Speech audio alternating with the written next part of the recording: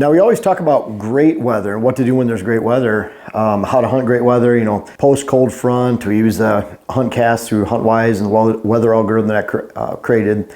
I've hunted for over 30 years, but there's a lot of bad days. And let's face it, I've always organized my time, my career, where I work, so that I could hunt good weather days. And I'm not kidding, all the way back to the early 90s. I saw that priority, and I wanted to make sure if I had a good day to hunt, I could go. So that ruled everything. As far as life decisions, everything, I made hunting a priority back then, and I still do now. That's what I love to do, and that's what it turned into a career. It's funny how those paths happen. And so I made those choices so that I could actually hunt good days, not miss those days. I'm not a part of bowling leagues during the fall, activities that keep me out of the woods potentially.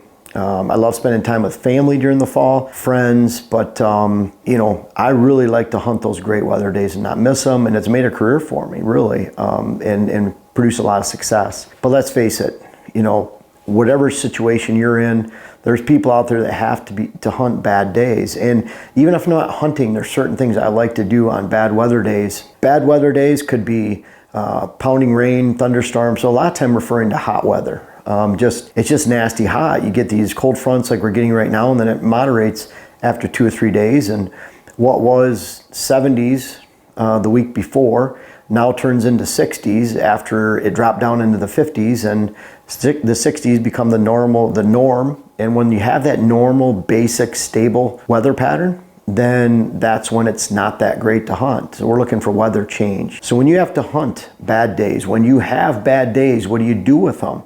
So, and really number one here, what we spend a lot of times doing during bad weather, I've changed SD cards in a thunderstorm.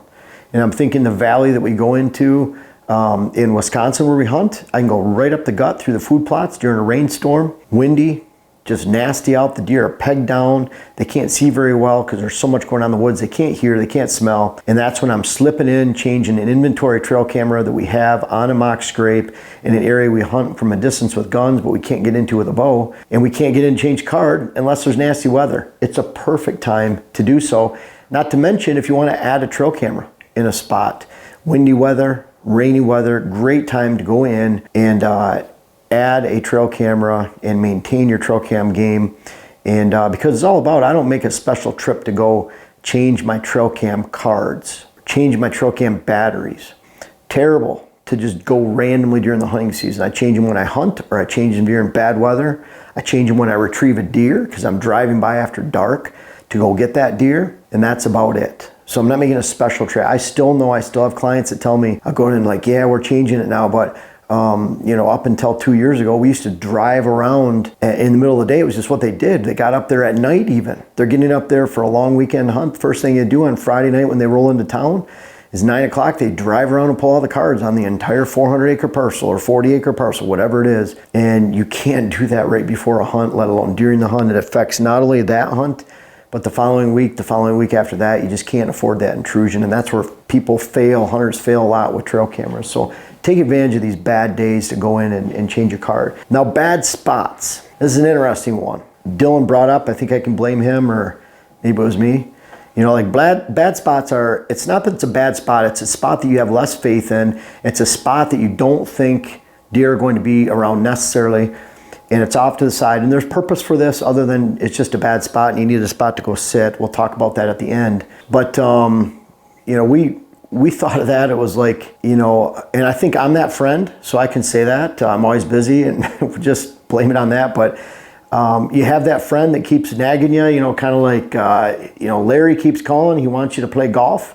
And you keep saying no because you don't feel like playing golf, maybe not necessarily playing or hanging around with him. But eventually you go. And this is that stand. This is that spot. So, Larry, if you get a call on a bad day, sorry, we didn't mean that. Is that about how it went, Dylan? Yeah. We were talking. And I could say that because I think, fine, I called Dylan to hang out, and fine, Jeff, he finally lets me 1 out of 10 calls. It's I appreciate it, Dylan, when you do. It's really nice of you. But anyways, that's like that stand. It's off the side. There's value in that stand, and there's a purpose for hunting there, and there's another purpose too. But bad weather, bad stands, they go hand in hand. And it's maybe not a bad stand, maybe that's just a bad choice of words, but it's a stand that you just have less faith in. And again, there's a purpose for this too. Number 3, great time for family time. To kiss up to your boss. You know, knowing that the next week there's a giant cold front and you want to take some time off, whether you're making sure you spend time with your family. I can think of what's a 75-degree day on October 15th in Michigan? Awesome time to go to a cider mill, corn maze with the family. I can think of some great memories. And I can remember when I went to there, it wasn't a cold front day where it was cold temperatures. It was when you could enjoy time with the family, bright blue sky, and just an awesome October day with bright colors in the woods. Awesome time to go enjoy that time with the family. And then again, good time to talk to your boss and say, hey, can I work on Saturday some extra hours? Come in. I'm looking at next week, there's a cold front. I'm hoping I can trade some time, whatever it might be. But there's a lot of obligations. And maybe your spouse is your boss. Who knows? But bottom line is you're doing things with family, friends, career that could actually help you when the important times come throughout the season ahead of time. So great time with bad weather to do that. Change and maintain stands. Now, I'm not telling you to go out there when it's a thunderstorm, but boy, when you're getting, or lightning, thunder and lightning, but when you have hard rain, moderate rain, lots of wind, I've changed a lot of stands during that time. And I can remember, you're climbing up and down trees, you're getting wood and dirt all over the place. You're still being careful, you're still using your safety harness, but at the same time, it's a non-event. Unless you're spooking deer right there where you're putting the stand in or on the way in and out. And even then, I think when it's raining and there's a lot of wind and commotion, do they really know exactly what happened? But your scent doesn't linger. When you go and put a stand in, you're walking around touching stuff, even clearing shooting lanes, which isn't bad, then, that presence can last for a long time. But when you're doing it in the rain, you're doing it in the high wind and bad weather, that can be great timing. And maybe you want to go out during a hot, sweaty day. You're not hunting for a week. You have a big hunt planned and the deer aren't moving. Maybe that's your choice. But I prefer a lot of wind and rain to do that. And then finally, what I really love though, when it's hot, and I've noticed this over the last week, we had a period through about September, what's today, the 21st, so the 20th, we had hard rain last night.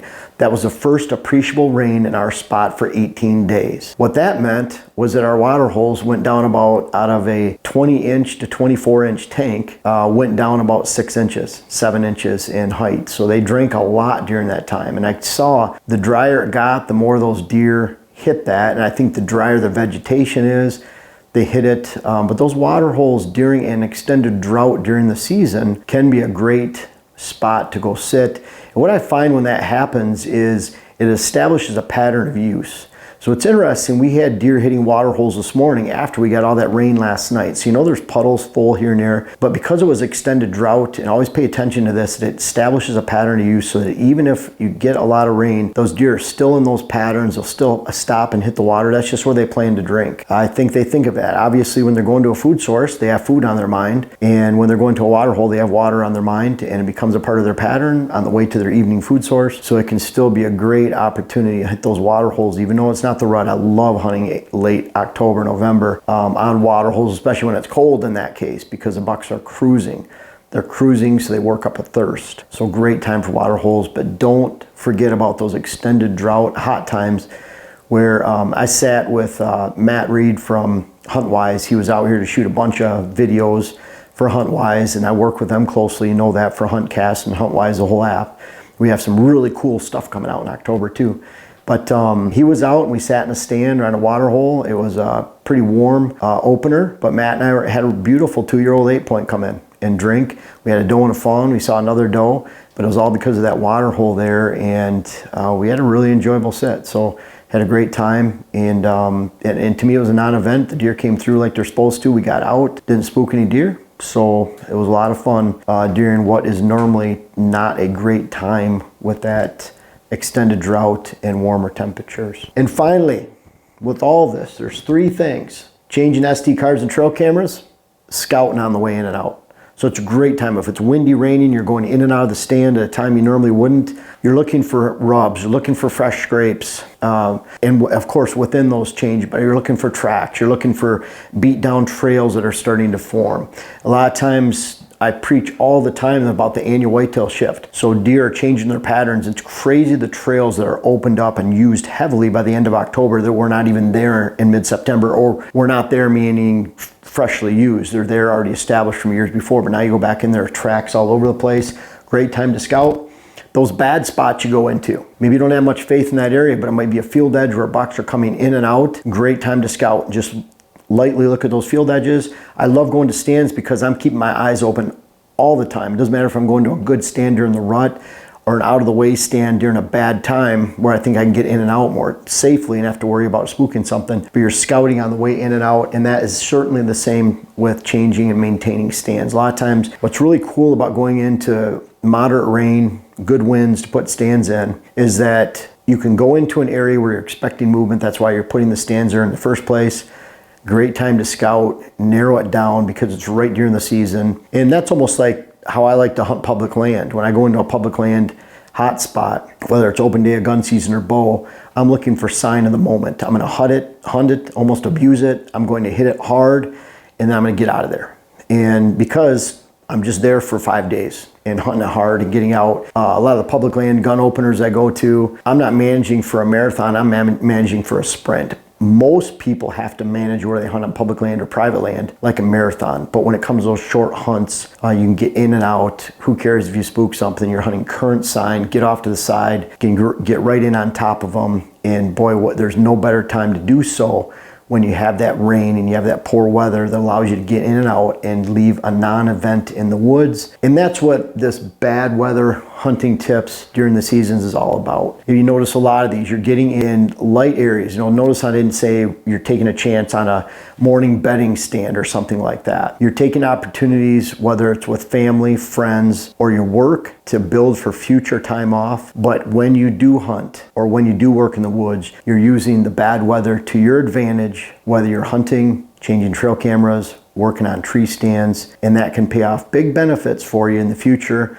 Whether it's a random chance at a buck, I mean, you're in the woods, they're in the woods, you always have that chance, but you're scouting at the same time and you're working towards your future, and you're doing so because you're using the bad weather to your advantage so you don't leave a heavy footprint on the woods going in and out. You're creating non-events that allow you to live and hunt another day. So use these bad weather opportunities to your advantage this fall, and it'll pay off in a big way when those great weather opportunities come your way just around the corner.